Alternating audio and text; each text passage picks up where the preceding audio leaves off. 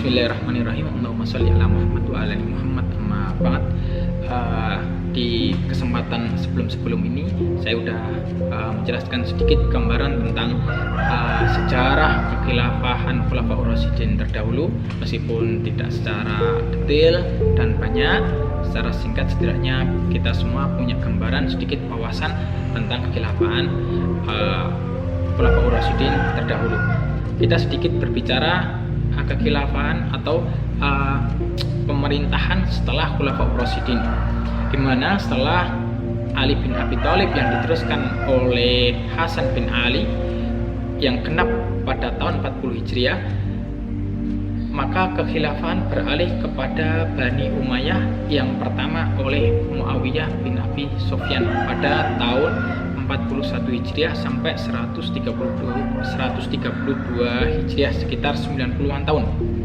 Nah, kita sedikit berbicara apa kemajuan atau apa yang terjadi di masa kekhilafahan Bani Umayyah secara umum.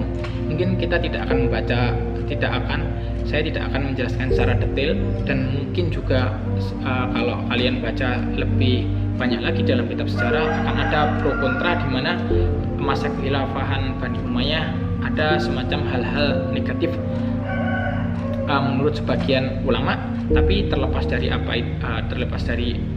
bagaimananya, kita tidak menyoroti soal itu, tapi kita mau menyoroti secara keseluruhan selama masa Bani Umayyah memimpin setelah Khulafaur Rasyidin.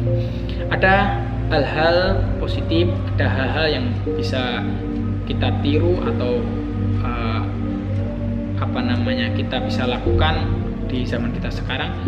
Yang terjadi di masa pemerintahan Bani Umayyah, ada kemajuan di bidang sosial kemasyarakatan, di mana di zaman Bani Umayyah ini, di kekhilafahan Bani Umayyah, saya kurang begitu tahu di khalifah siapa, tapi yang jelas di masa Bani Umayyah ini ada dibangun panti sosial penyandang cacat.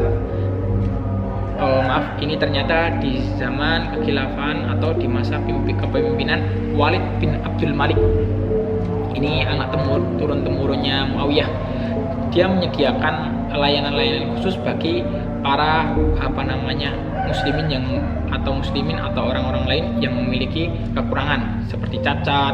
Orang cacat di zaman kekhilafahan Bani Umayyah diberi gaji karena memang mempunyai kekurangan. Kemudian orang buta diberi penuntun. Jadi ada ditunjuk beberapa orang pegawai untuk memfasilitasi orang yang kekurangan buta. Kemudian orang lumpuh disediakan perawat. Jadi Masya Allah, di zamannya Bani Umayyah ini, khususnya Walid bin Abdul Malik, disediakan perawat-perawat, pegawai-pegawai yang merawat orang-orang yang lumpuh. Kemudian secara infrastruktur mulai dibangun jalan raya, rumah sakit, sarana olahraga, pasar, tempat-tempat minum yang strategis, kantor pos. Artinya di sini beberapa fasilitas umum mulai dibuka, seperti disediakannya rest area, mungkin bahasa kita sekarang, untuk para musafir yang bersafar dari suatu kota ke kota, yang mana kita tahu dulu niaga atau perdagangan itu menjadi salah satu pemasukan bangsa Arab untuk menambah perbendaharaan mereka. Dan mulai dibuka fasilitas umum juga, selain dia rest area untuk minum, istirahat para musafir yang melakukan perdagangan atau safar yang lain, juga dibuka sarana olahraga, mulai dibangun jalan raya, kemudian pasar-pasar, tempat-tempat umum, kantor pos juga mulai dibangun. Kemudian dari sisi budaya, di zaman khilafah ini itu ada uang mulai dicetak yang di situ dituliskan la ilaha illallah. Kemudian mulai dibangun pabrik industri, gedung, kemudian mulai diperbaiki irigasi pertanian seperti yang sebenarnya sudah diinisiasi oleh Umar bin Khattab di zamannya untuk perairan. Dan tak kalah juga dari sisi pendidikan, mulai kalau di zaman khilafah Bani Umayyah ini ada 4 sumber pendidikan, yaitu kutab, masjid, Arabisasi, Baitul Hikmah. Kutab ini lebih banyak mengelola mendidik anak-anak kecil belajar menulis, kemudian masjid yaitu untuk mendidik lanjutan dari anak-anak kecil, yaitu kutab lebih tepatnya. Kemudian Arabisasi yaitu mulai ada pendidikan penterjemahan ke dalam bahasa Arab. Kemudian Baitul Hikmah sebagai gedung pusat kajian dan perpustakaan. Di Baitul Hikmah di sini mulai banyak diskusi, percakapan seputar keislaman dibahas di sini. Kemudian sisi lain dari ilmu keagamaan di masa Umayyah ini karena banyak yang meninggal, khawatirnya hilangnya hadis. Kemudian para ulama banyak menulis di sini. Ilmu tafsir mulai dikembangkan, diperbanyak. Di Mekah ada madrasahnya Ibnu Abbas. Kemudian di Madinah ada madrasahnya Ubay bin Ka'ab. Di Irak kemudian ada madrasahnya Ibnu Mas'ud.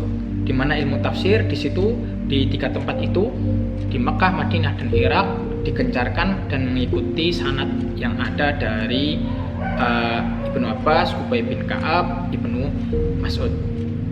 Terus di zaman ini, di zaman Bani Umayyah juga banyak ditulis tentang kitab-kitab, syarah-syarah dan lain-lain, seperti Al-Quran, riwayat-riwayatnya Abdullah bin Abbas, Ali bin Abi Thalib, dan sahabat-sahabat yang lain. Kemudian selanjutnya adalah Bani Abbasiyah. Setelah Bani Umayyah, pemerintahan muslimin dilanjutkan oleh dinasti Abbasiyah atau pemerintahan Abbasiyah. Ini juga terlepas dari pro kontranya, kita bisa lihat beberapa kemajuan dari sisi ekonomi.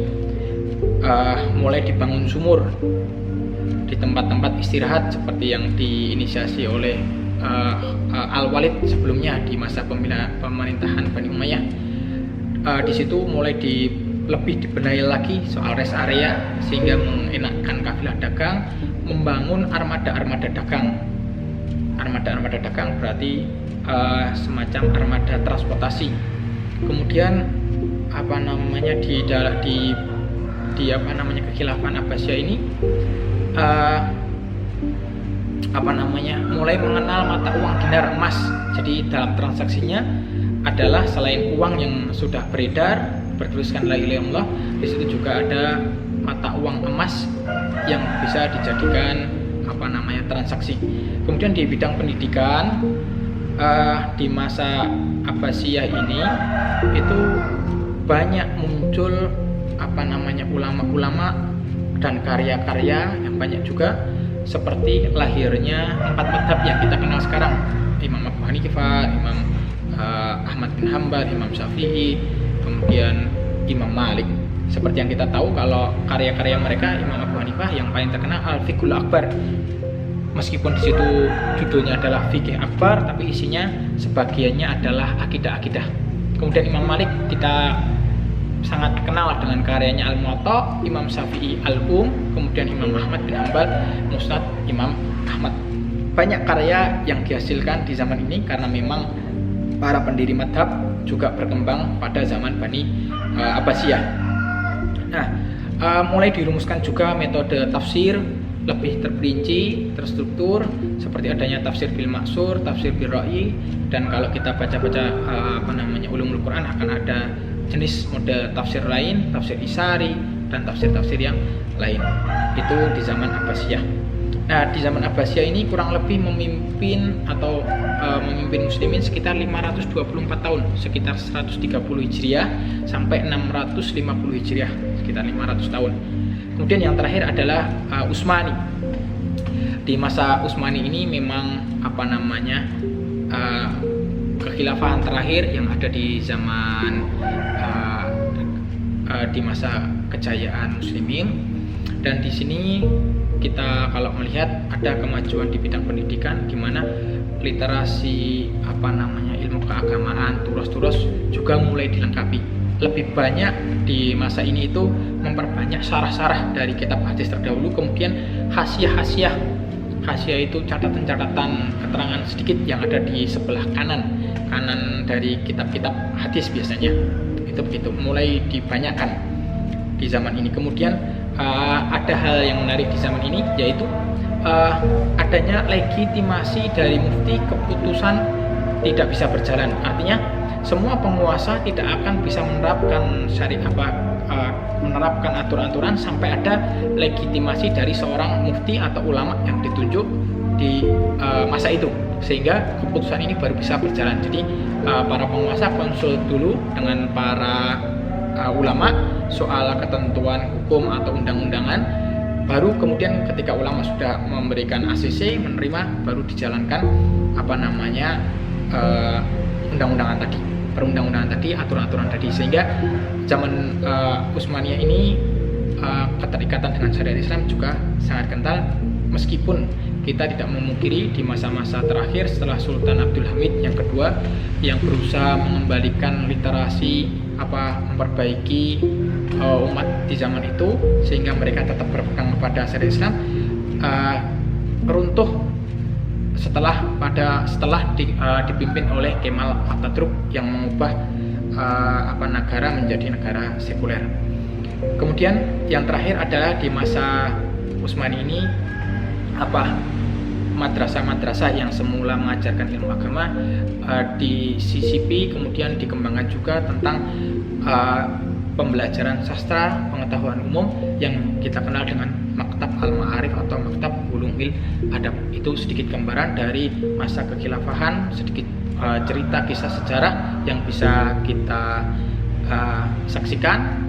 Kalau lebih detailnya silahkan merujuk kitab-kitab seperti Al-Bidayah wa Nihayah tentang masa kekhilafan terdahulu, atau buku bahasa Indonesia juga ada 100 orang berpengaruh. Judul bukunya adalah 100 orang berpengaruh